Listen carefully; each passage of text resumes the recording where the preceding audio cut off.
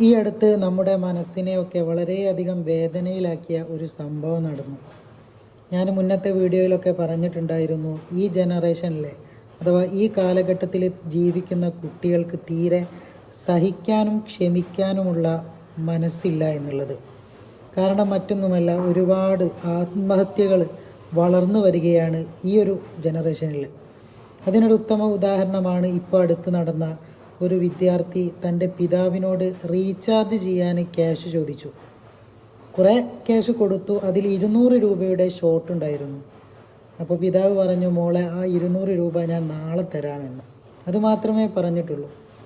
ഈ പറഞ്ഞത് ഈ ചെറിയ കുട്ടിക്ക്, അഥവാ ഈ കോളേജിലൊക്കെ പഠിക്കുന്ന ഈ കുട്ടിക്ക് താങ്ങാനായില്ല.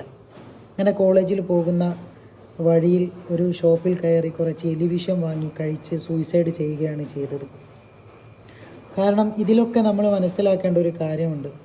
നമ്മുടെ മക്കളെ അതീവ ലാളിച്ച്, അതുപോലെ വിഷമങ്ങളൊന്നും അറിയാതെ, തളർച്ചകളും അതുപോലെ തകർച്ചകളും ഒന്നും അറിയാതെ അവരെ വളർത്തുമ്പോൾ ഭാവിയിൽ ചെറിയൊരു പ്രശ്നം വരുമ്പോൾ അത് മതി അവർക്ക് ഇങ്ങനെയുള്ള മോശമായിട്ടുള്ള തീരുമാനങ്ങൾ എടുക്കാൻ.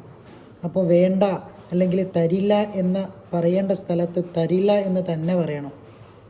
അങ്ങനെ കുട്ടികളെ വളർത്തി കഴിഞ്ഞാൽ ഈ ഒരു രൂപത്തിലുള്ള പല പ്രശ്നങ്ങൾക്കും അത് തന്നെ ഒരു പരിഹാരമാണ്.